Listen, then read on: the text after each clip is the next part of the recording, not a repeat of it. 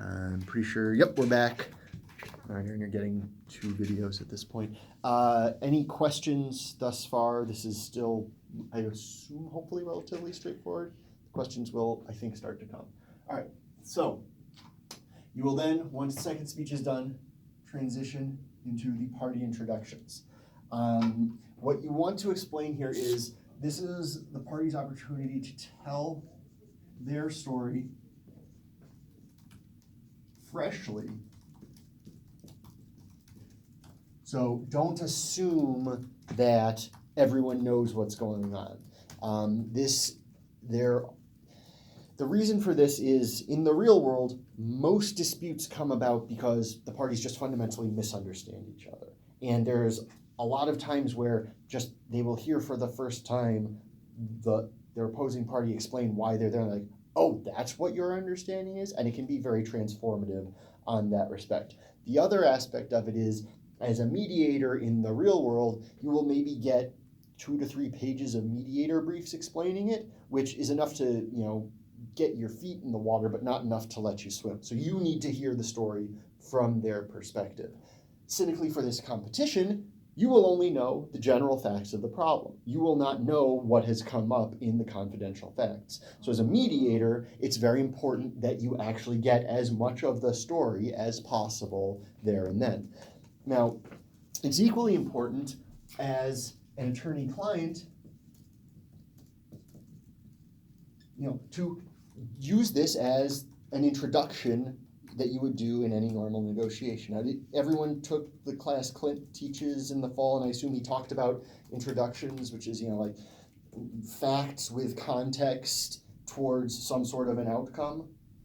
So you want to not just tell your story, but also what a good resolution is.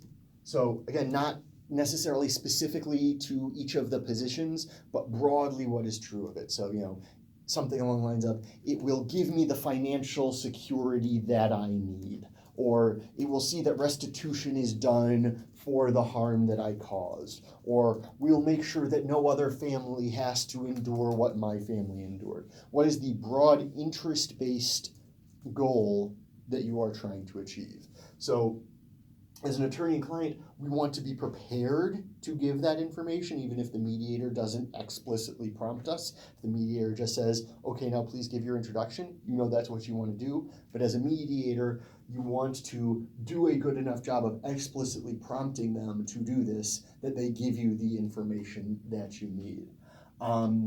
This brings up the first logical place to talk about it. So, regardless of what role you're playing in each of these rounds, the way to do the best at this competition is to ensure that you are doing the best version, you're ensuring that the best round is happening writ large. So if you're an advocate and the mediator is not necessarily doing their job well, help them out. If they don't prompt you for this information, do give it to them even if not asked. Don't be like, well, they didn't ask me, so I'm going to pretend I don't know how to do this. There is a noticeable minority of schools that use this competition as a means to relive their failed dramatic experiences of middle school based on the quality of the acting that comes out in all of this, who think that if they are the aggrieved party, it's their job to get up and scream and interrupt and throw chairs. And you will literally see in some of the speeches, there's a piece at the very end where you're supposed to set some ground rules, and some people will be, please stay seated and please don't throw chairs, because literally once upon a time someone picked up a chair and threw it. That's bad for a few reasons. Let's talk first about the cynical one of, none of this is real and you're law students, so have some effing dignity. That's the baseline of it. But the people will come back and say, oh, but that's really realistic. My clients in mediation are never well behaved. They always act out, so you did a good job of modeling the behavior of a real client. Yes, but what that says is, you're not doing a good job of advocacy on your client's behalf by allowing them to get there. Building out on this, when was the last time someone screaming at you in hysterics got you to change your mind? Does someone just yelling at you, I'm right, you're wrong, you're a horrible person, agree with me? Like, that just doesn't work. That doesn't mean that emotions are invalid and don't have a place in all of life, let alone mediation. They do. They should be recognized and valued for the starting point that they put everyone. And we should validate them. And when we get to in a second here, you're going to do what's called a reflection. You should give them their space. But they are not the only valid thing that exists. Some amount of rationality is required for collaboration, absent a type of overly emotional romantic collaboration that I would suggest does not have a place in this round. So you want to get to a place where you can speak passionately about your facts, about the outcome that you want, but do so in a way that is designed to reach an actual outcome. And so to that point, what I was saying of they haven't counseled their client well, if an attorney lets their client throw a shit fit in a mediation, it demonstrates that the attorney doesn't recognize what good advocacy in mediation is. Because good advocacy in mediation is trying to persuade the other party, not someone outside. That kind of emotional appeal can be effective when put on a third party who is an outside decision maker, but almost by definition has proven to not be effective across the table and is in fact likely one of the reasons we're in this problem in the first place. So a good attorney advocating for their client in mediation will sit down with their client before the mediation, talk with them, explain to them, this is what they're going to do. These are the ways you might be triggered. Let's think about it. Let's have a plan for it. Let's work on it and come up with something that allows you to passionately advocate for yourself, but in a productive way. And that's the other thing that, again, if you can synthesize that entire idea into something that you want to say here as a mediator, it would be a good idea. As an attorney and client, we are going to passionately advocate for ourselves, but productively as opposed to destructively for the fun of it. Unless you have no desire to do well in this competition and just want to act out and everyone on your team decides that that's going to be fun, I can't stop you. I can merely say it's unlikely to be well rewarded. So everyone should do a good job regardless of if they're mediator or attorney-client. Mediators help the attorney-clients that you're seeing to do that good job by doing everything that I'm explaining to you. But attorneys and client, if the mediator is dropping the ball, still demonstrate the good behavior, the good process that you would even if the mediator's prompted you correctly. Okay, so the parties are going to tell you their story, tell you what resolution they want, and then you are going to do what I believe is the most challenging thing in the entire process is, as soon as they finish, you're going to ask them, okay, is there anything you would like to add? No? Okay, I'm now going to do what's known as a mediator reflection, where you're going to take what they just told you and synthesize it into a true statement that is a reframing designed to point the conversation towards a resolution. So you are going to identify the passions that they bring to it, not necessarily validate it, but merely say, I hear that you are frustrated. Instead of, you don't say you are right to be frustrated, because you don't want to validate their position, but you want to acknowledge it. And then you want to take everything they say and try to, in about half the amount of time that they say it, identify the inferences and implications of what they say and direct it all towards some sort of a resolution. So normally, this would be an almost impossible task if you've never done any mediation to be expected to do it. We have an advantage, and this is why I was telling you guys to pick the problems that you want to mediate for.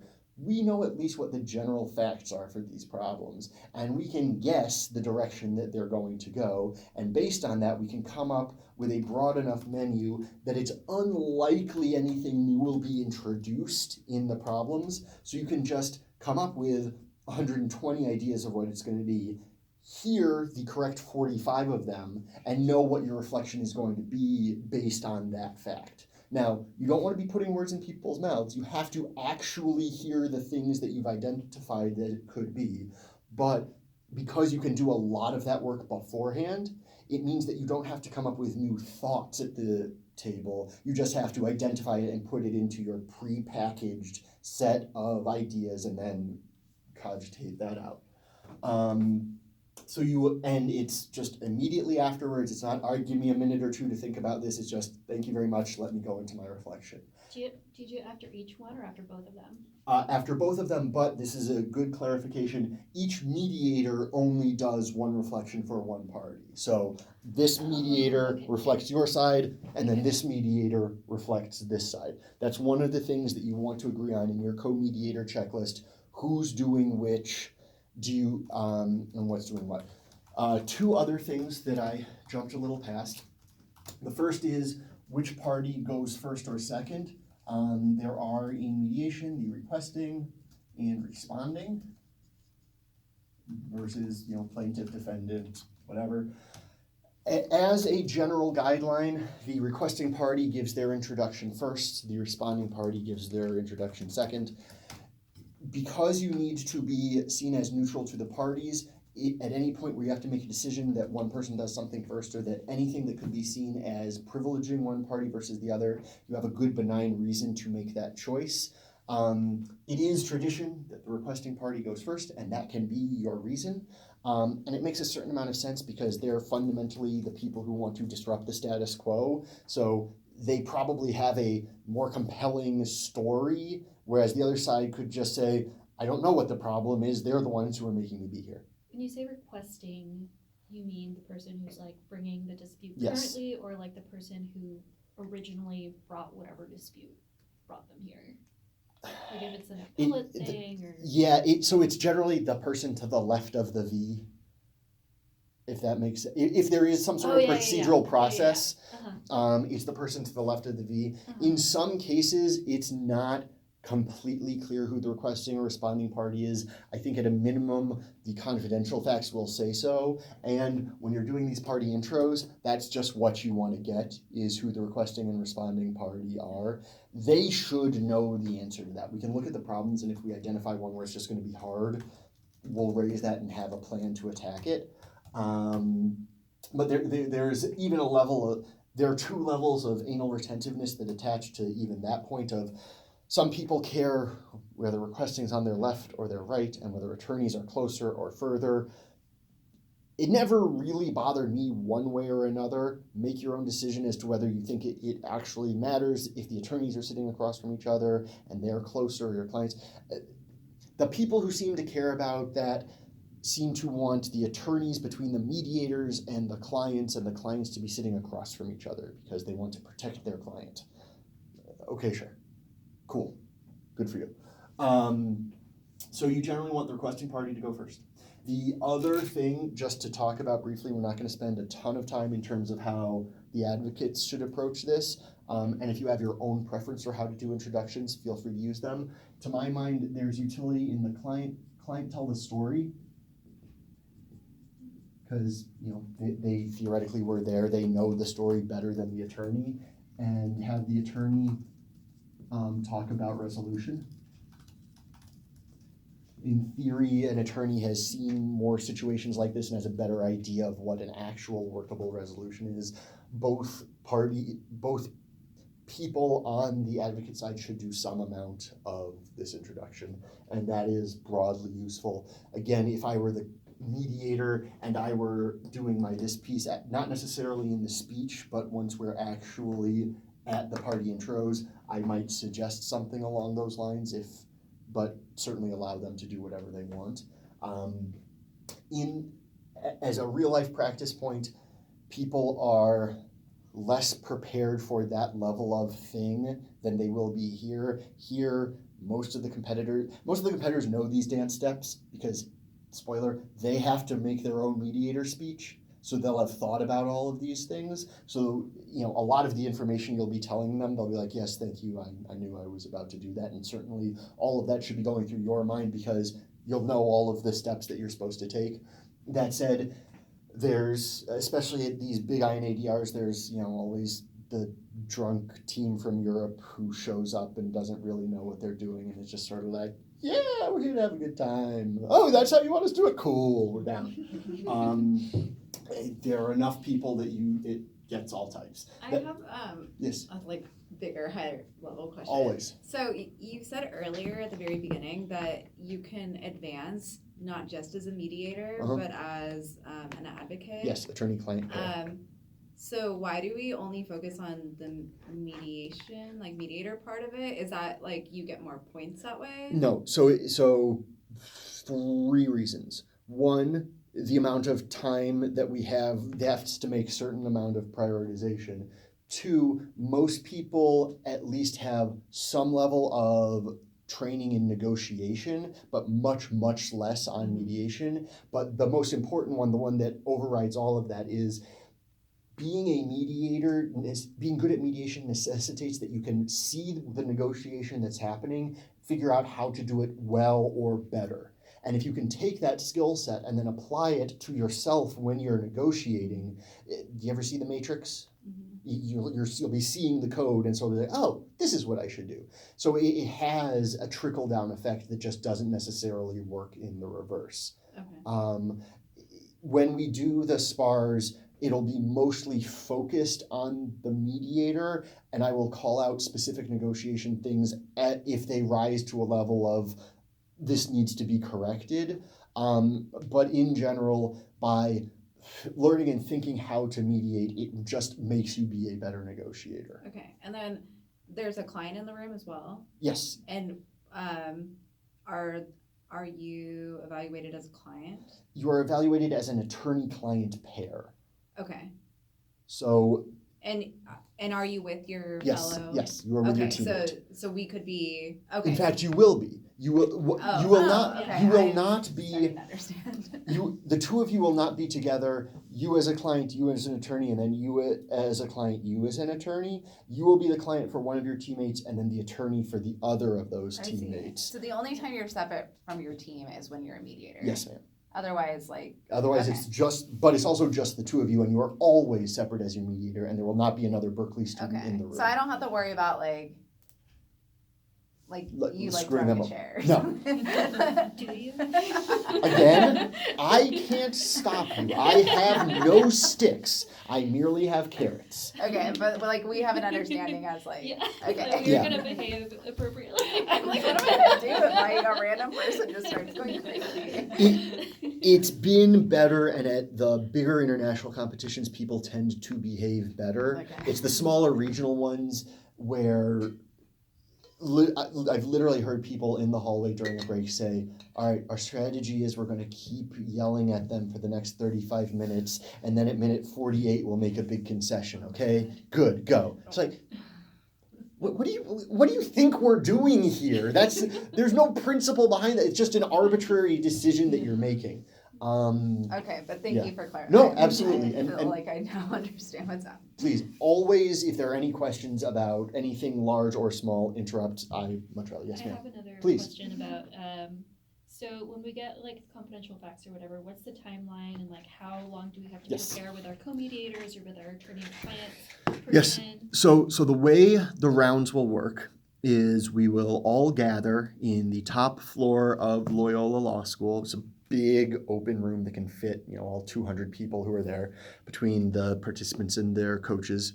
And they will do a roll call of all 60-some teams. Team 1 here, 2 here, 3 here. Decide how you want to say here or present or be weird or normal. Your choice. Once everyone is here, they will say, okay, mediators, go to your rooms. There will either be a big projection on the wall or you'll know where you're supposed to go. You will have an hour with your co-mediator to go through this whole checklist, figure out how you're going to spread all of this out. That whole process only takes 15 minutes. I mean, it can take longer, but it's about that much. So the rest of it is just sort of chit-chatting, trying to build whirlpool. Like I said, the most successful people in mediation are the ones who actually work well with their co-mediator. So while I've talked up this dying on the hill for the mediator speech, if it just makes it a toxic environment between the two of you, it's probably not worth it. I don't think it should, but I also haven't had to be in that seat in quite some time. As soon as all the mediators leave, they will then say, okay, side this, come and get your facts from this person, side that, come and get your facts from that person. You'll go up, you'll have an hour. Both Berkeley teams should be on the same side of the facts, and if they're not, I have assuming she's still there, although there's some question as to whether she is. I have a very good relationship with the person who does that process. I'm like, Megan, you put us on the wrong side of the facts. Can you please fix that? Because I'm allowed to help you in that entire process. Now, I won't, if you would rather I just sit there quietly and play on my phone, I'm perfectly happy to ignore you, but I'm a relatively useful resource, and so I can at least point you in good directions. Certainly by the third round, that will be much less like, yeah, so these are the 4 things that we're trying to achieve. I'm like, yep, do that. I'm here if you have any questions. But we have an hour to get all of that done. And to my mind, it's actually a huge advantage for teams with coaches, because if we're good at our job, we can at least stop you from making the thing that I will do is I will say, this is the stupid fight they're trying to get you to pick. Please don't, and get around it in this way. And that's just something that seems to be harder to decipher earlier on in the learning curve process. It's just like, ooh, big shiny thing to fight about. And it just, people are drawn to that. It's like, no, that's the red herring in this problem. Move past it. But we have an hour to do that. And even that, generally, your nerves will force you to work for most of that hour. There's generally not an hour's worth of work to be done on these problems. They're super straightforward. And I'm going to get this right. Grace, Courtney. Yeah. I want to invert your names for some reason. To Grace's question about why do we focus so much on the mediation, as I get more and more through this, you will see the amount that the mediators direct the process, and the negotiation is largely responding to the mediator's process. And by the time we get down here, you're really only negotiating for 15 minutes max is the way the timing on all of this works. So hopefully that answers your timing. Yes, ma'am. Does the mediator, you were saying that the parties get confidential facts that the mediator does not have access No. to. So does the mediator ask questions during the party introduction to kind of like That's a very good point. So your reflection should be a fulsome response to what you have heard. When you're done with it, you ask, is that comprehensive? Did I miss anything? Is there anything you would like to add? If there's a piece that you see that, come on guys, I know you have to answer this, feel free to either suggest it in your reflection that, I didn't hear enough about this, I think we all could use more of that, or just flat out ask them. But yes, there is absolutely a check-in at the end of this reflection. Your word does not become law merely by you speaking it. It has to be validated by the parties, which, getting back to this juxtaposing with court and your role, is a fundamental difference in mediation. Okay, so you do this reflection. You do a good job. Yay! Then your co-mediator transitions to party 2 intro. And what you want to do there is you will have told this side to please wait, listen quietly, don't interrupt, suggest in the introduction to this first team that, all the benefits that listening can accrue. And then you get to them, you say, okay, thank you for listening and waiting. Could you please tell me your story as freshly as possible? There's an unavoidable desire to respond to some of what was heard in that first one, but all the utility that existed for this side telling its story freshly still exists for this side. And so to the extent that they are not responding, but are explaining their perspective and their goals, you want them to do that. Similarly, you want to tell the first party, you weren't interrupted, you were listened to, please return that courtesy, and identify all the value you can glean from listening closely and carefully. So you do that transition, they do theirs, there's a further reflection. You get all of that validated, everyone is, at least if they're not in agreement, they're on the same page as to what the disagreement is, and then you move on to what is known fondly in EMI circles as problem exploration. Now, all of the terms that you will see up here, at least in red, are accepted terms of art, except for this one. This one is our own creation, but I like it and I'm going to explain to you why. There's an inclination to as soon as actually it's reverse. As soon as the introductions are done, it can become the Wild West in terms of what direction the conversation goes. And certainly a passive approach that just sort of says, okay, what do you want to talk about? They could go from anywhere to having literally nothing to say because they don't know what direction to take things, to giving a final take it or leave it offer. And you don't want any of those things. What you want to do here is try to find the four corners of the problems. Identify all of which you want to get the end result of having an agenda.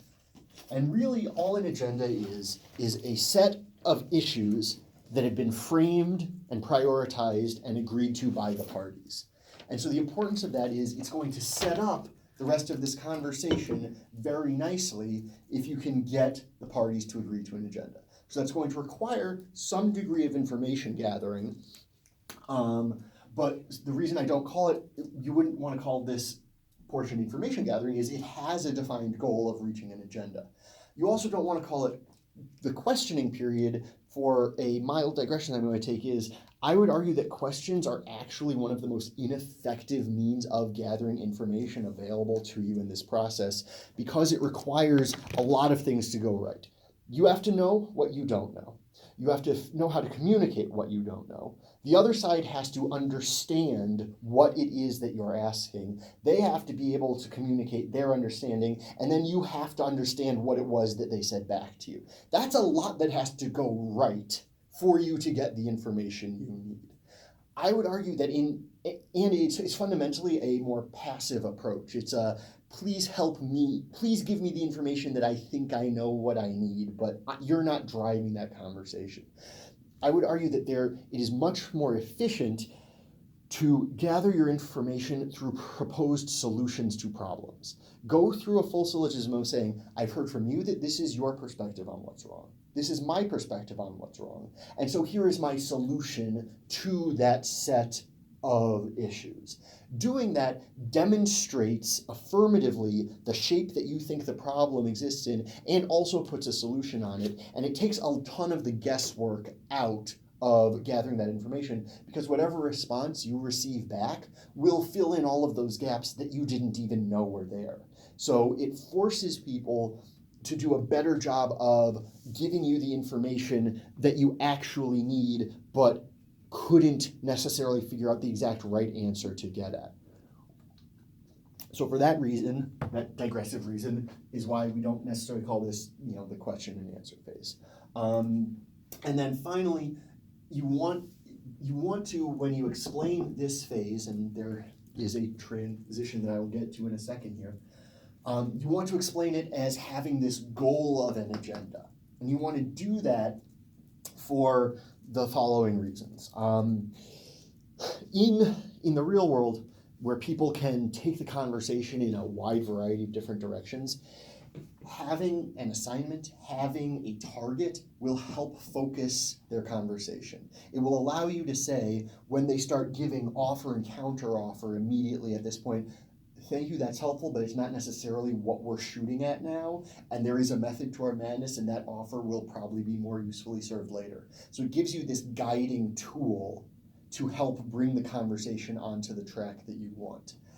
In the context of this competition, what it does is give you a clean triggering event for this caucus that has to happen. And just so that you guys understand what a caucus is and don't suffer from what I did for the first 6 weeks of torts as a 1L when people kept saying this word assuming I knew what it meant and had no clue and had to Google what the F a tort was. It was embarrassing. A caucus is a private meeting between the mediators and a party. So it's a place where you kick one of the parties out of the room and then you just have a one-on-one conversation. The three things that have to happen in this round are mediator speeches, party intros, and caucuses. If we think about this on a passive directive side of it, there are some people who passively, I know we have to have a caucus, but we should let the parties determine when that caucus is. Only if the parties call a caucus can there be a caucus. We have a problem with that because caucuses take time, and if the parties don't want caucuses till 5 minutes are left in the round, you as a mediator are just in a lurch. You need to have done this. So identifying a triggering event is just a useful way to get the caucus. On the flip side, there are some schools who think that as soon as these introductions are done, excuse me, I want to talk to the mediator, I don't want to talk to the other side. I would argue that there is a level of, unless these introductions are sublime perfection and all of the necessary information is put out on the table and neatly packaged, there's some necessary organization that has to happen before you can have this private conversation and have it be productive. There might be something that at a minimum, there is an agreement of the issues that comes from an agenda that is useful to having these private meetings. And so that is why I would argue that having this section between the intros and the caucus makes sense, both from a real world practical perspective, but also from a competition perspective. Now, this right here, so there's this transition, there's this reflection, which is the hardest thing to do. Probably the second hardest thing to do is this transition into the problem exploration phase, because you have to take all of this information that was just given, that was just reflected by the mediators. We have this synthesis of ideas. Okay, what do we do next? Where do we start? And what you want to do here is not come up with the only solution that can work, but come up with a starting point that's informed by what you heard the parties say and a place that you think is fruitful and productive for conversation. You know, I heard you say your short-term finances are a big concern, and I heard you say that you need some sort of understanding of a monetary resolution, so should we talk about that aspect of things? And it's so should we do X or Y or Z? Or so I think it might be helpful that you need to set it up so that if the parties say, no, I want to talk about orange elephants in Tanzania, if that makes sense, okay, fine. It's the orange elephants, it's not the money. I'm sorry for misunderstanding. And that should largely be your approach to all of the times that you are directed.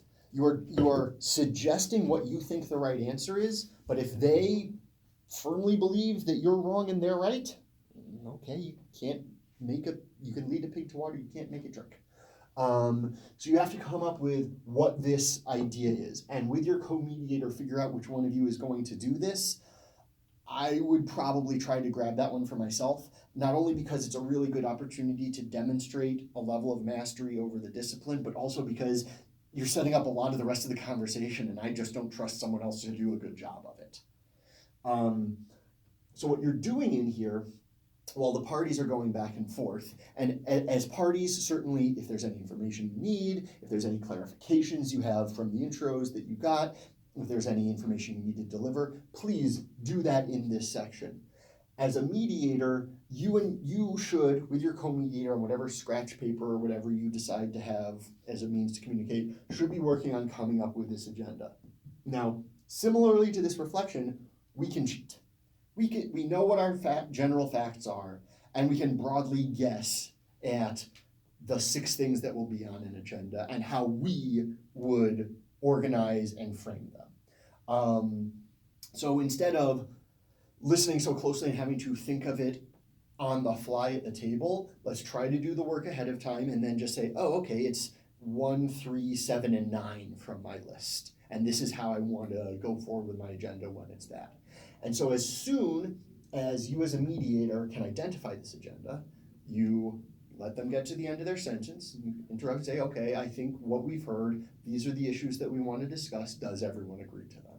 And you as a deal with your co-mediator who's going to say those things, who's going to write those things. It can be the same person, it can be different people.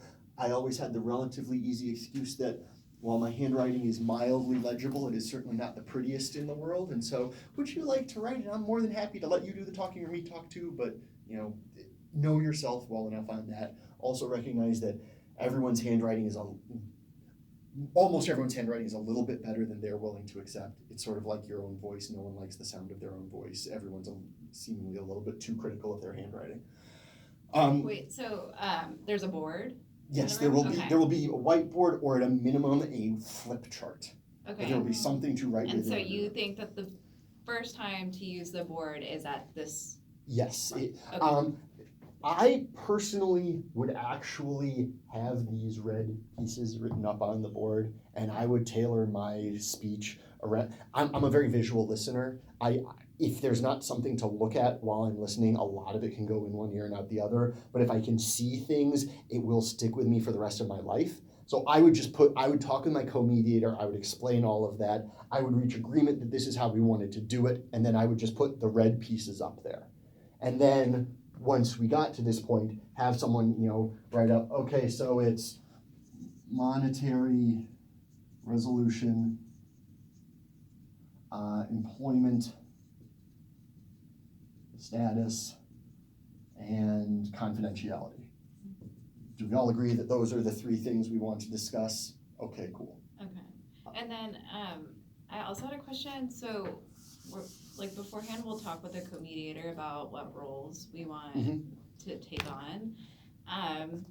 Let's say they took on the problem exploration and the agenda setting, and there was maybe a piece that I felt like they left out. Would it be Yes. appropriate to have them take the lead, but you can supplement? Absolutely everywhere but in the caucuses, and we're about to get to that. Okay. That goes back to everyone should make sure everyone is doing a good job. Okay. Regardless of if you're a mediator or an advocate, if you see a piece of the discussion that is missing, do the role appropriate methodology of inserting that piece into the conversation. Okay. So if you as an advocate just have god-awful mediators who do their reflection and then just sort of sit there staring at you, well, I think it would be useful if we had a brief conversation to set an agenda. Yeah. Okay. And as co-mediators, you can always do that. Now, I just want to be clear that, you were saying they would have this entire phase. I would say at most, you see a specific transition, but no one, again, with the exception of caucus, no one has complete control over a chunk. Yeah. It's just sort of who says the specific thing that moves you from point to point. Okay. And look, there's a world where you just get these competitions, especially with international students, do allow some pretty young folks. And while I probably don't actually want to know when your guys' birthdays are, because I think at this point people born in 1997 can be in law school, and that's violently upsetting to me because I was in high school at that point. You can get some 16 to 18-year-old Europeans who are just completely overwhelmed by this. They're like, do you want to do all of those? Yes, I would love to do all of those, thank you. You don't worry your cute little head one bit. I'm going to stomp you, but do it with a smile on my face. So you wouldn't actually want to do all of it, right? Oh yeah, I would. But aren't you evaluated based on how you co-mediate?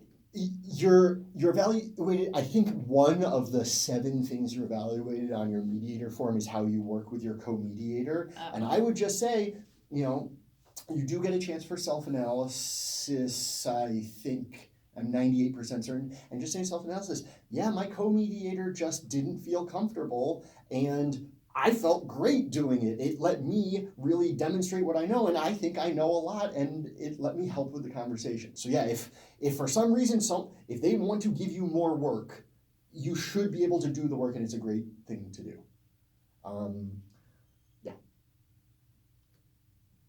Everyone good on that? Any other lingering questions that I've just been sort of steamrolling with words and no, we're good? Okay, let's keep going. So you reach an agenda, and then you transition